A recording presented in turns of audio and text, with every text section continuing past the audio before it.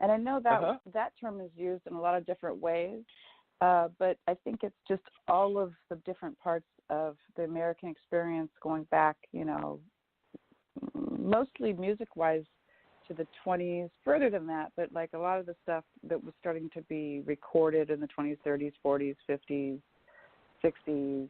I love old blues. I love old country. I love old gospel. I love all the elements that made up, a rock and roll. And I collect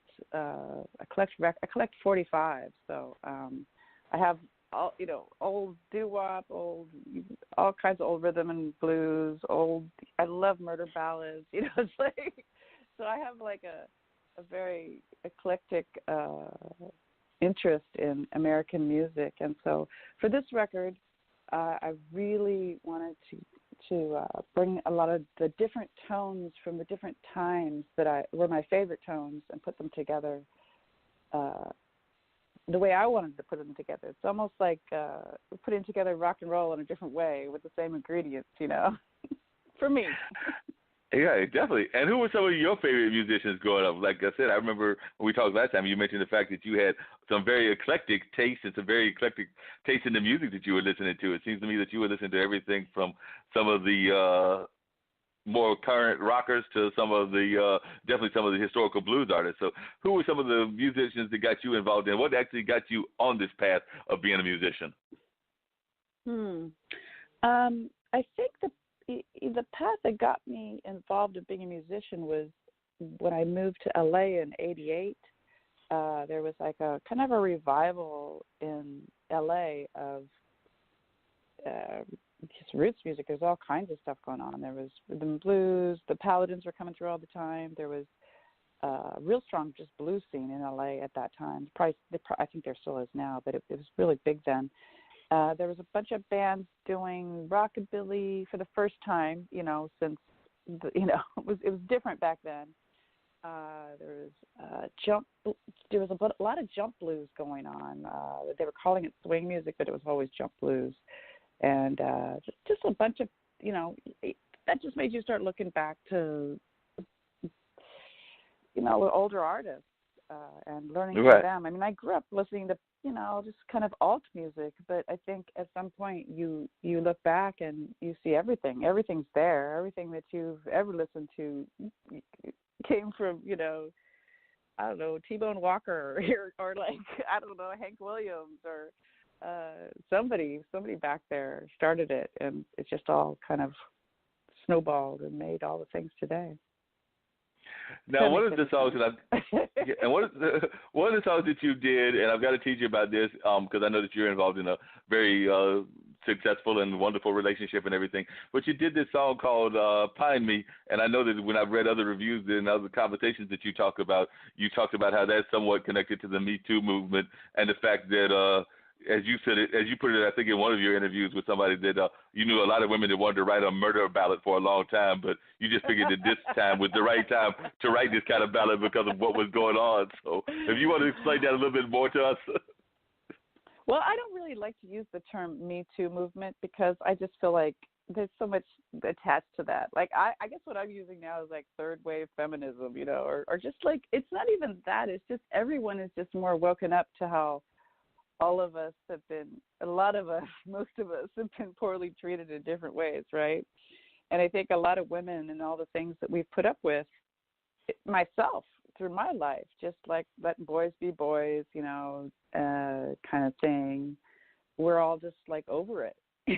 We're all like, all of us women, we got about like, we're ready to have like 20,000 bees come flying out of our house. That's kind of what we're feeling.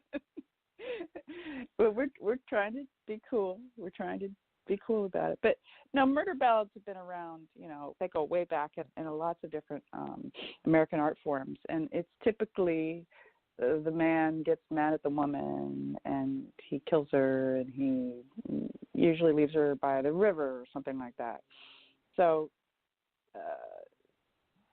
it's in all, it's in country, it's in blues, it's in a lot of different places.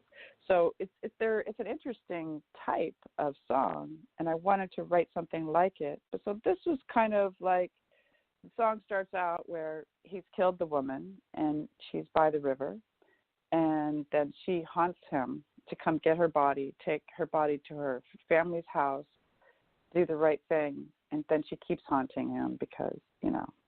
If you see that, there's a music video for it. It's on YouTube. Find Me by Kim Lenz, and this guy in Austria made this animated video. He uses 4 kinds of animation, and it's pretty cool. In the end, like there's the bear in the forest, like kills the guy. It's pretty cool. So the bear takes him out. The woman doesn't even have to take him out. The animal does. The animal does it for her. You know, Mother Nature, baby, Mother Nature. Mother Nature never plays. That's very. Anyway. She's already dead. And so the guy that was making this video, super cool guy.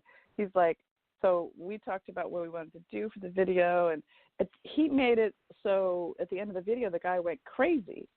And I was like, no, the guy needs to die. And he's like, well, why does he need to die? I'm like, what do you mean? The woman's already dead. Like it's a story. I'm not talking about real life. It's a song. He killed it. Anyway. So how did you hook up with? I don't really want to kill somebody, you know, in real life.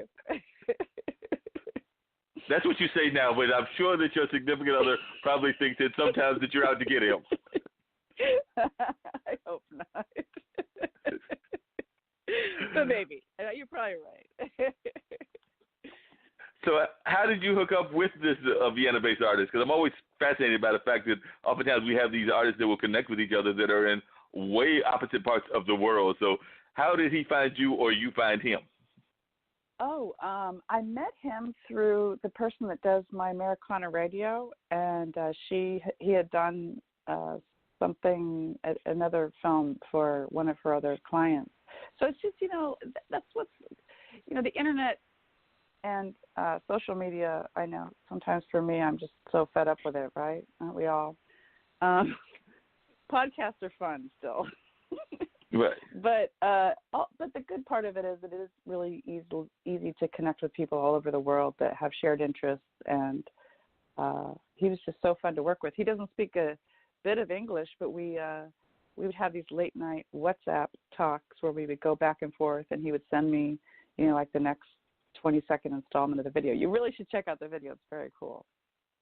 Yeah, I'm definitely planning to check out the video. It sounds like a fascinating video. It definitely sounds like it's going to be worth looking at and seeing, and we'll direct our folks that they can catch Find Me. I'm actually looking at the clip of it right now on YouTube. So if you look up YouTube and look up Kim Lenz, that's Lenz, and Find Me, you can find that video. So, Dean, you have to find that, and we'll have to put that on our page so they can see it, because it's definitely got some very gothic kind of images of this woman. Looks like she's must be the ghost part of the woman, because she's between what looks like some very ghostly trees in like a swamp area. And you said the name of it is what? Now, what's the name of the song?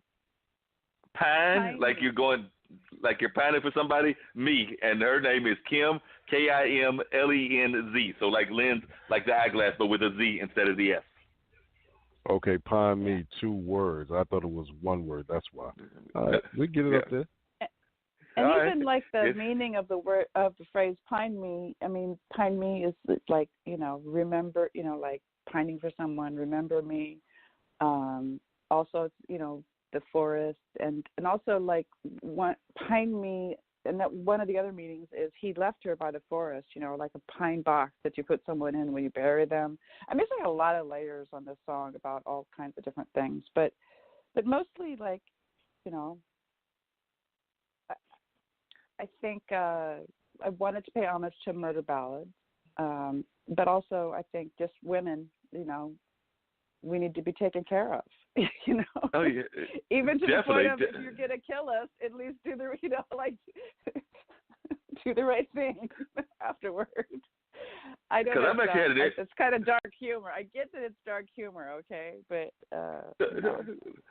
I'm actually a big fan of dark humor, but I've actually had this conversation with a friend of mine, because I'm not trying to rush. I'm actually rooting for 200. I'm in the mid-50s. Don't know that I'll make it to 200. Nobody has yet, except for maybe some of those biblical characters that we were talking about earlier. And it might help if I actually did, as we were talking about earlier, some more health things to make myself even come close to the 200. But I'm rooting for 200.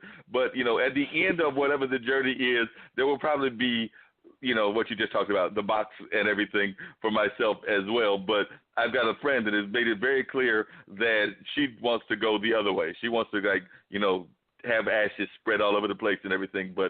And I get it. You're gone and your body doesn't feel it. But I'm sorry.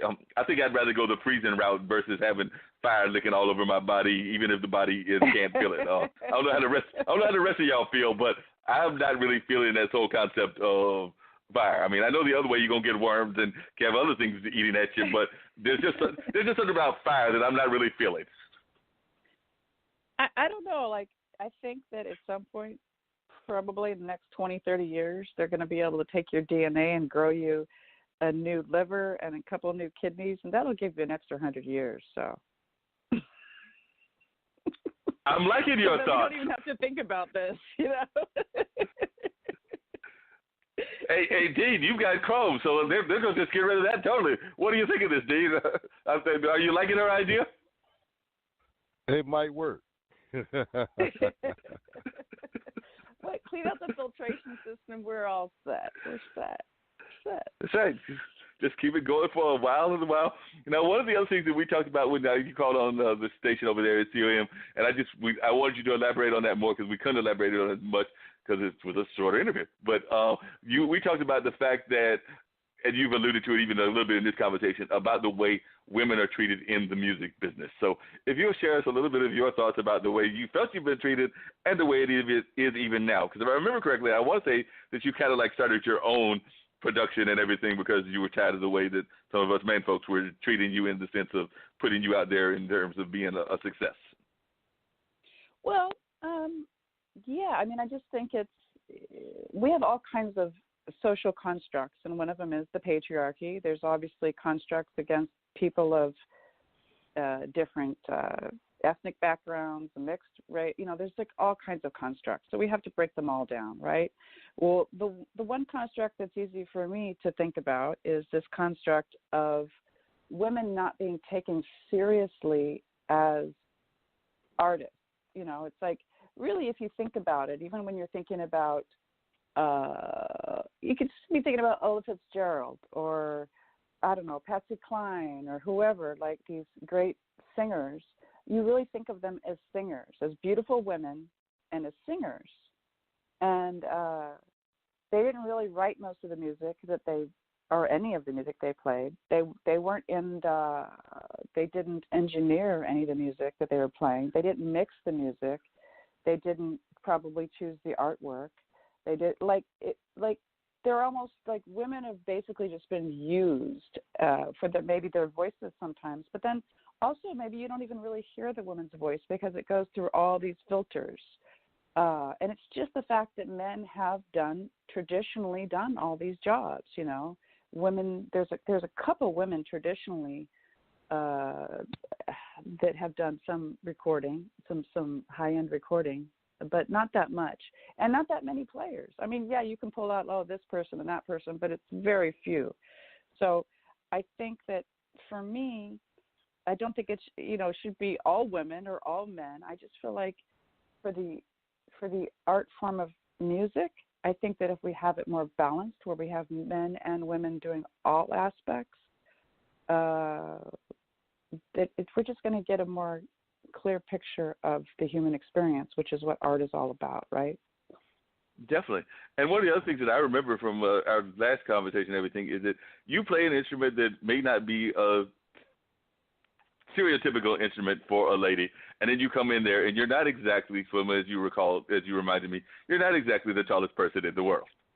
So I was just wondering if you could share with us kind of the reactions you've got when you come into this club, because you told me some of those stories as well, where you're coming to this club as a certain height and everything, and you're bringing this instrument that folks are probably there might have even been some people in the audience that might have been a little bit condescending, or maybe even a little bit wrong with their attitude. So I just wanted to know if you could share a little bit about your reaction when you've gone into these places, because, like I said, I described a little bit about what that image is, but maybe you can paint an even better picture. I'm not sure what you're talking about. I think you might have me confused with somebody else. I play guitar. I play a lot of instruments, but live I play guitar. Yeah, so of course, nobody thinks a woman can play guitar.